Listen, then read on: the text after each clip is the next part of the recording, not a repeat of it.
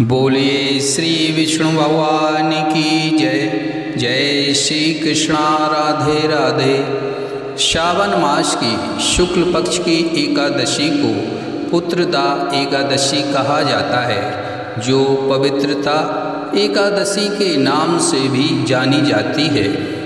हिंदू धर्म के अनुसार इस दिन व्रत रखने और विष्णु जी की पूजा करने, व्रत रखने और कथा सुनने से निसंतान जोड़ों को संतान प्राप्ति का आशीर्वाद मिलता है। जो दंपति संतान प्राप्ति की कामना रखते हैं, विशेष रूप से पुत्र की इच्छा रखते हैं, उन्हें यह व्रत अवश्य करना चाहिए। यह व्रत वर्ष में 2 बार आता है, पूष और सावन माह में। पुत्रदा एकादशी का व्रत 5 अगस्त को रखा जाएगा। आइए श्री विष्णु भगवान का ध्यान करते हुए इस पावन कथा को सुनते हैं। द्वापर युग के आरंभ में महिष्मति नाम की एक नगरी थी, जिसमें महिजित नाम का राजा राज्य करता था। लेकिन पुत्रहीन होने के कारण राजा को राज्य सुखदायक नहीं लगता था। उसका मानना था कि जिसके संतान ना हो, उसके लिए लोक और परलोक दोनों ही दुखदायक होते हैं। पुत्र सुख की प्राप्ति के लिए राजा ने अनेक उपाय किए, परंतु राजा को पुत्र की प्राप्ति नहीं हुई। वृद्धावस्था आती देखकर राजा ने प्रजा के प्रतिनिधियों को बुलाया और कहा, हे प्रजाजनों, मेरे खजाने में अन्याय से उपार्जन किया हुआ धन नहीं है। ना मैंने कभी देवताओं तथा ब्राह्मणों का धन छीना है। किसी दूसरे की धरोहर भी मैंने नहीं ली। प्रजा को पुत्र के समान पालता रहा। मैं अपराधियों को पुत्र तथा बांधवों की तरह दंड देता रहा।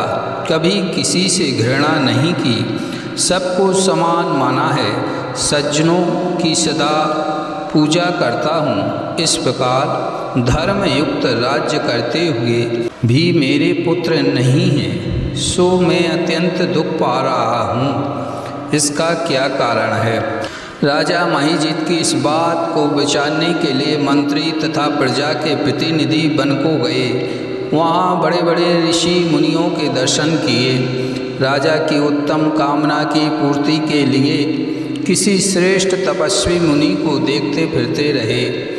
एक आश्रम में उन्होंने एक अत्यंत वयोवृद्ध धर्म के ज्ञाता, बड़े तपस्वी, परमात्मा में मन लगाए हुए, निराहार, सनातन धर्म के गूढ़ तत्वों को जानने वाले, समस्त शास्त्रों के ज्ञाता महात्मा लोमेश मुनि को देखा, जिनका कल्प के व्यतीत होने पर एक रोम गिरता था।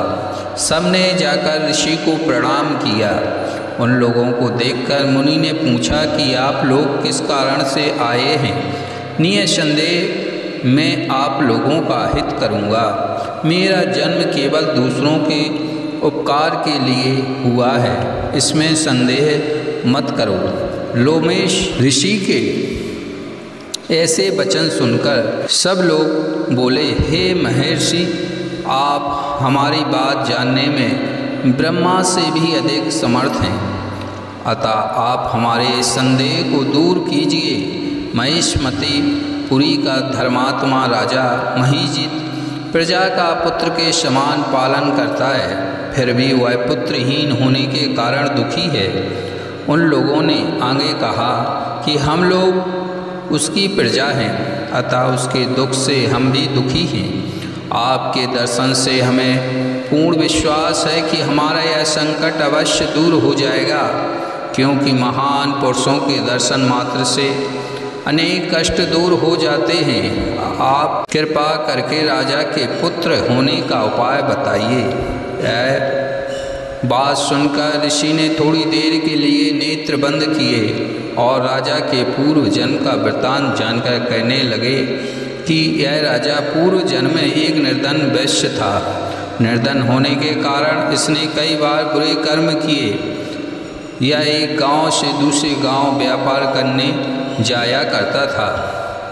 एक समय जेठ मास के शुक्ल पक्ष की द्वादशी के दिन मध्याह्न के समय जबकि वह 2 दिन से भूखा प्यासा था, एक जलाशय पर जल पीने गया। उसी स्थान पर एक तत्काल ब्याही हुई प्यासी गौ जल पी रही थी। राजा ने उस प्यासी गाय को जल पीते हुए हटा दिया और स्वयं जल पीने लगा, इसलिए राजा को यह दुख सहना पड़ा। एकादशी के दिन भूखा रहने से वह राजा हुआ और प्यासी गौ को जल पीते हुए हटाने के कारण पुत्र वियोग का दुख सहना पड़ रहा है। ऐसा सुनकर सब लोग कहने लगे कि हे ऋषि, शास्त्र में पापों का प्रायश्चित भी लिखा है, अतः जिस प्रकार राजा का यह पाप नष्ट हो जाए आप ऐसा उपाय बताइए। लोमश मुनि कहने लगे, श्रावण शुक्ल की एकादशी को जिस पुत्रदा एकादशी भी कहते हैं, तुम सब लोग व्रत करो और रात्रि को जागरण करो। इससे राजा का यह पूर्व जन्म का पाप अवश्य नष्ट हो जाएगा, साथ ही राजा को पुत्र की प्राप्ति होगी। लोमश ऋषि के ऐसे वचन सुनकर मंत्रियों सहित सारी प्रजा नगर को वापस लौट आई और जब श्रावण शुक्ल एकादशी आई तो ऋषि की आज्ञानुसार सबने पुत्रदायी एकादशी का व्रत और जागरण किया। इसके पश्चात द्वादशी के दिन इसके पुण्य का फल राजा को दिया गया। उस पुण्य के प्रभाव से रानी ने गर्भ धारण किया और प्रसव काल समाप्त होने पर उसके एक बड़ा तेजस्वी पुत्र उत्पन्न हुआ। इसलिए हे राजन, इस श्रावण शुक्ल एकादशी का नाम पुत्रदा पड़ा। अतः संतान सुख की इच्छा हासिल करने वाले इस व्रत को अवश्य करें। इसके महात्म्य को सुनने से मनुष्य सब पापों से मुक्त हो जाता है और इस लोक में संतान सुख भोगकर परलोक में स्वर्ग को प्राप्त होता है। बोलिए श्री हरि विष्णु भगवान की जय।